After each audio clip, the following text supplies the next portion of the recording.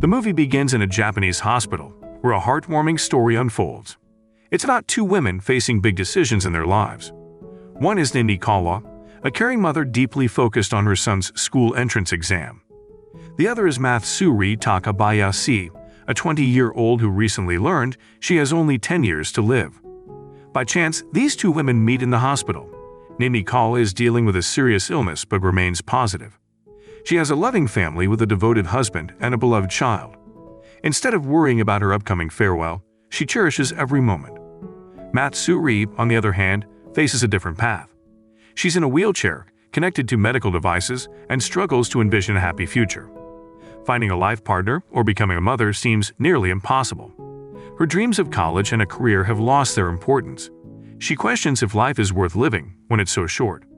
Observing Nini Kawa's journey and her family's challenges, Matsuri's perspective starts to change. She decides to keep her feelings to herself and focus on her family during her last 10 years. 2 years later, Matsuri leaves the hospital. Her life had been stagnant, and her room at home remained unchanged.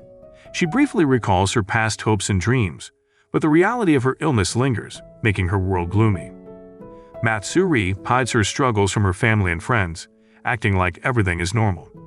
She joins her college friends for a celebration, but feels overwhelmed by their achievements in education, love, and careers. She becomes jealous and self-pitying, fearing she'll hurt others by leaving too soon. Despite being around people, Matsuri feels deeply lonely. During the evening, she confides in a friend about her passion for writing, which she lost at the hospital. Her friend, Nato, offers her a job at the newspaper where she works, encouraging Matsuri not to abandon her dreams. Although uncertain, Matsuri is touched by Nao's kindness and begins contemplating a future without rushing. One day, Matsuri received an invitation to a high school party from her old school. Her sister joked about her finding love there, but Matsuri wasn't interested in dating. However, everything changed when Japan announced hosting the 2020 Olympics. Suddenly, reuniting with old friends and finding love didn't matter as much. Matsuri felt time slipping away, but she found comfort in the upcoming high school reunion, a secret she kept from her classmates about her illness. At the reunion restaurant, Matsuri was anxious. She hadn't been out much since her hospital stay, and her hidden secret worried her. She hesitated at the entrance. Then, a man she didn't recognize approached her. She used to be popular in school, but she didn't remember him, and he seemed concerned. Before they could talk, her old friends arrived and took her away. The dinner was uneventful. Matsuri kept her real job secret and reflected quietly. Surprisingly, her classmates didn't ask many questions about her life. They invited her for drinks afterward. During their gathering, Matsuri learned that the man she didn't recognize was named Kazuto Manabe. Some thought he was mysterious in school, but he was actually just shy and quiet. Kazuto lived and worked in Tokyo and received an invitation to join Matsuri and others for drinks. Finally, it was time to open a time capsule they made at age 14, filled with their youthful hopes and dreams. Matsuri had been excited about starting high school, dreaming of a bright future, a job, a boyfriend, and even becoming a writer. But as she read her words, a wave of sadness washed over her, reminding her that her serious illness had pushed those dreams far away. On the other side of the table, Kazuto had a similar reaction, feeling unhappy. He drank heavily in frustration. After the gathering ended and their classmates headed to a bar, Matsuri waited for her dad to pick her up. Drunk, Kazuto bumped into her. Matsuri helped him, and he confessed that he hadn't talked to people in a long time. He was nervous, drank more than usual, and shyly mentioned that Matsuri might not remember him, but he remembered her. She had been kind to him once and was grateful. While Matsuri was popular with many friends, Kazuto had been the quiet, easy-to-forget student in their class. After their brief chat, Kazuto bid farewell to Matsuri and mentioned he had a good time before heading home. He lived alone in a messy Tokyo apartment, lacking close friends and family bonds. Unbeknownst to others, both Matsuri and Kazuto shared similar fears when it came to facing life's challenges. Following the reunion, Matsuri decided to job hunt, feeling guilty about the false job she had told her classmates. However, securing employment was tough due to her limited experience, exacerbated by her time spent in the hospital during college. Kazuto experienced the same struggle as Matsuri, and during his deepest moments of sadness and desperation, he took drastic measures. He attempted self-harm. Learning of this from another classmate, Matsuri rushed to the hospital to see him.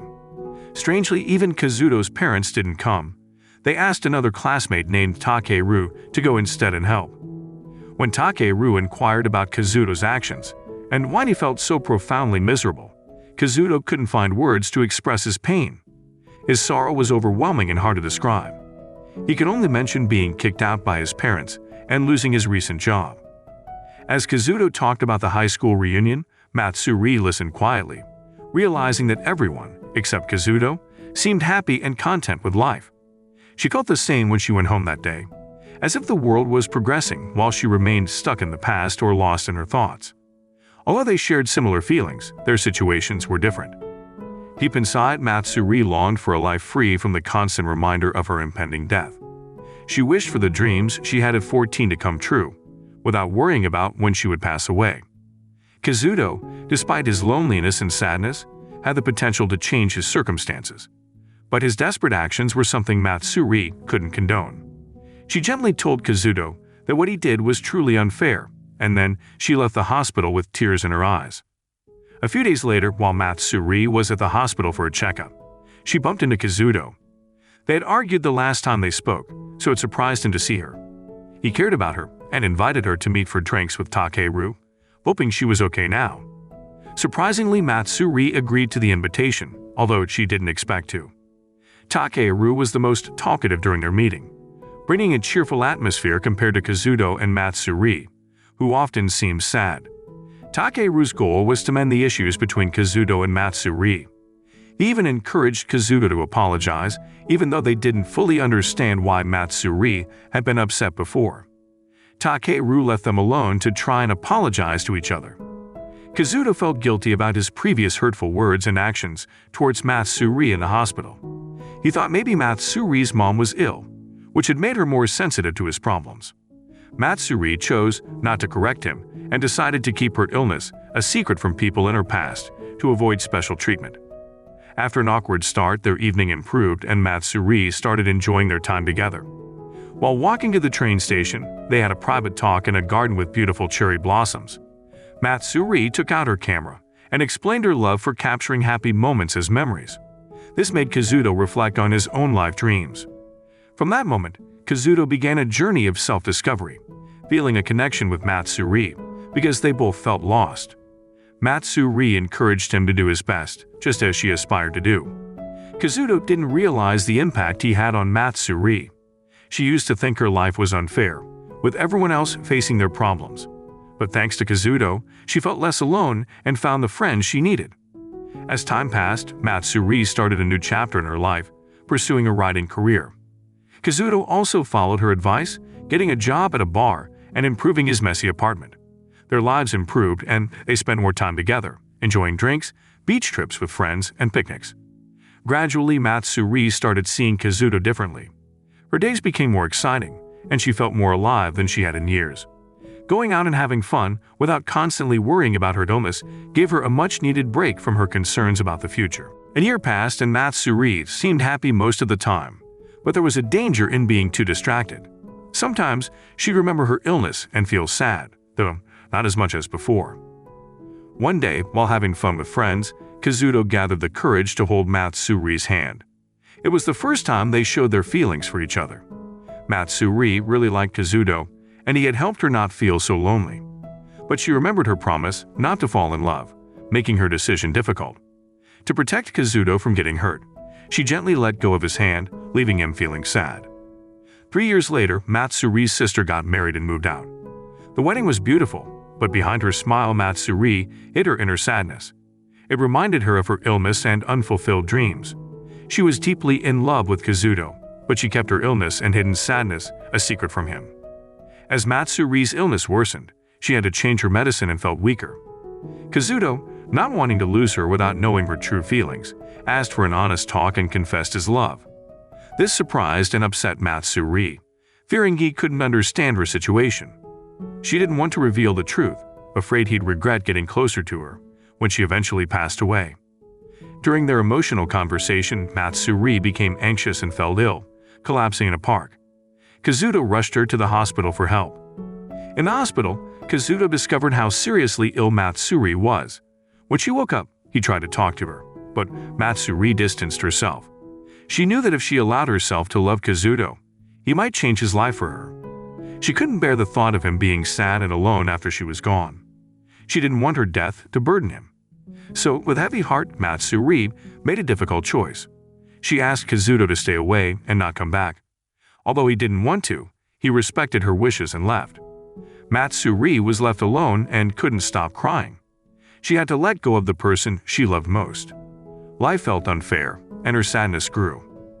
Matsuri's family suggested moving her to another hospital for different treatment, but she declined. She didn't want to get her hopes up just to be disappointed again. Despite reluctantly agreeing to go on a date with someone who had recovered from heart disease, Matsuri still felt uneasy. She tried to appear happy and laugh with her friends, but deep down, she was sad. Kazuto was struggling as well. His love for Matsuri kept him stuck, unable to move forward. He talked to his boss and decided to search for her, combing the neighborhood to locate her. During this time, Matsuri found solace in food, sometimes overeating to cope with her emotions, which made her feel sick. Their paths crossed as Matsuri was heading home, and Kazuto took the opportunity to express his feelings one last time. He told Matsuri how she had transformed his life, giving it purpose and meaning.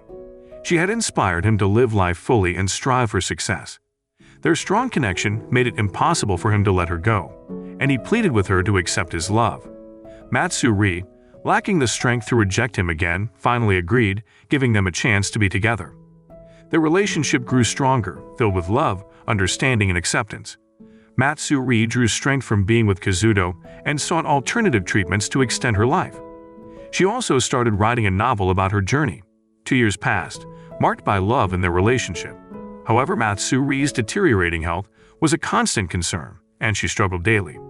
She worried about Kazuto's future without her. Her smiles became forced as her health declined, and she knew time was running out. Kazuto was unaware of Matsuri's true feelings and believed everything was fine. He even considered proposing to her, hoping for a miracle to change their situation. Matsuri completed her novel and gave it to her friend for publication. She also discussed using her body for experiments after her passing with her doctor, hoping it might contribute to finding a cure. Amidst their changing emotions, Matsuri and Kazuto went on an enjoyable snowboarding trip in the mountains. They laughed and had a wonderful time, providing a respite from their worries. During this joyful moment, Kazuto accidentally dropped the engagement ring he had purchased for Matsuri in the snow. In the mountain air, Kazuto knelt in front of Matsuri, expressing his deep love for her. He believed that as long as she was with him, he could overcome anything. Matsuri smiled warmly at him, aware of her limited time, but the proposal from the man she loved brought her immense happiness. She playfully teased him, calling him lame, and they both shared a lighthearted laugh. Later in their cabin, as Kazuto slept, Matsuri went to the bathroom and shed tears. She felt profoundly sad about their love story. She loved Kazuto deeply and desired a future with him. A proposal, a joyful wedding with family and friends, starting a loving family and growing old together. She yearned for it all, which made it agonizing to let go. The next morning, Matsuri quietly packed her things and left without saying goodbye to Kazuto. He woke up, heard the door close, and hurried after her looking worried. He asked why she was leaving suddenly, thinking he might have upset her. With a sad smile, Matsuri told him it wasn't his fault but hers. She had hidden her illness from him during their time together. Kazuto didn't know she could die any time. He believed her condition could be managed with medicine. This news confused and scared him, making his world feel like it was falling apart. Tears welled up in his eyes as he asked her why she had kept this secret, a question that had troubled her too. Matsuri apologized and admitted that before meeting him, she had considered ending her own life because she couldn't bear the thought of suffering for another 10 years. But Kazuto had brought new meaning to her life, making her want to stay with him. When she was with him, she felt happy and no longer felt bored and miserable. Sadly, their future together was gone now. She knew it was crucial to let him go so he could find peace and move on with his life, while she prepared to face her own fate again. If he stayed, she might lose the will to leave this world. Her last wish for Kazuto was for him to live life to the fullest, find healing, and move forward without being burdened by her. In their final meeting, Matsuri thanked Kazuto wholeheartedly for never giving up on her, and for the wonderful years they had spent together. With a heavy heart, she left without looking back, leaving Kazuto shattered. When she got home, Matsuri stopped pretending to be happy all the time in front of her family. She found comfort in her mother's embrace and cried, admitting that she wished for a longer life. She wanted to experience the joy of motherhood and marriage, but those dreams were out of reach. Since learning about her illness and limited time left, Matsuri had tried to live a detached life to avoid getting too attached to anyone, so that when the inevitable day came, she would have no regrets. Kazuto had changed everything for Matsuri. When she was with him, she found happiness and a strong will to keep on living. But being with him also made her fear that she might not have much time left. A wonderful life with Kazuto, one that could have brought her so much joy, was something she could never have. A year later, Matsuri was back in the hospital, her health somewhat improved but still weak. She was busy editing her soon-to-be-published book. Kazuto had become a bar owner, trying to move on from his past with Matsuri. He named his bar after her, although he hadn't explained why.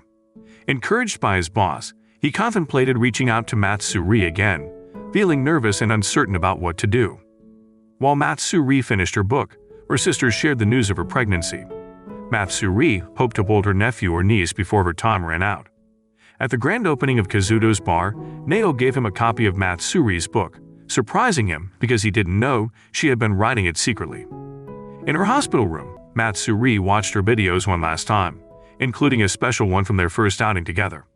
It showed Kazuto when he was younger and anxious, reminding her of her old self. Tears silently fell as she watched it, feeling proud of his growth into a wonderful man. She knew Kazuto would move forward, find love again, get married, and be a great father. Her biggest wish was for him to remember her with warmth, not sadness. As her health deteriorated, her last thoughts were about the life they could have had if she wasn't sick, full of adventures, a beautiful wedding, and raising a healthy, happy daughter together. But destiny had different plans. After finishing his work, Kazuto finally had a chance to read the book Nao had given him. Inside, he discovered the touching and heartbreaking story of Matsuri's last 10 years. It was the first time he truly understood her thoughts and feelings during their time together. After reading the book, he realized he needed to find Matsuri again, even if it meant asking for another chance. He couldn't bear the idea of not being with her for the rest of her life. Despite the pain, all he wanted was to be by her side. As the night passed, Matsuri's condition remained critical. Tears welled up in Kazuto's eyes when he saw her lying motionless in her bed. With teary eyes, he talked to her about the bar he had named after her and assured her that she had done everything she could, granting her the peace she deserved. In response, Matsuri made an effort and weakly opened her eyes, giving him a meaningful smile filled with gratitude. After Matsuri's passing, her book became hugely popular across Japan. Still deeply affected by her loss, Kazuto began capturing moments in life, just as she used to do. One day, as he returned after buying her book, he found himself in the same cherry blossom garden where Matsuri had filmed him for the first time. The cherry trees were in full bloom, a breathtaking sight that inspired him to film it. In this moment, he had a vivid daydream about the life they could have had if Matsuri had been healthy. In this dream, they walked hand in hand through the park, with Matsuri filming him, wearing a joyful smile. Although he still felt sadness, Kazuto found some solace in this beautiful fantasy. So the moral of the story is life's like a box of chocolates. Sometimes you get the weird flavors, but they might surprise you. So laugh, love, and go chase those cherry blossom daydreams, even if they're a little nutty.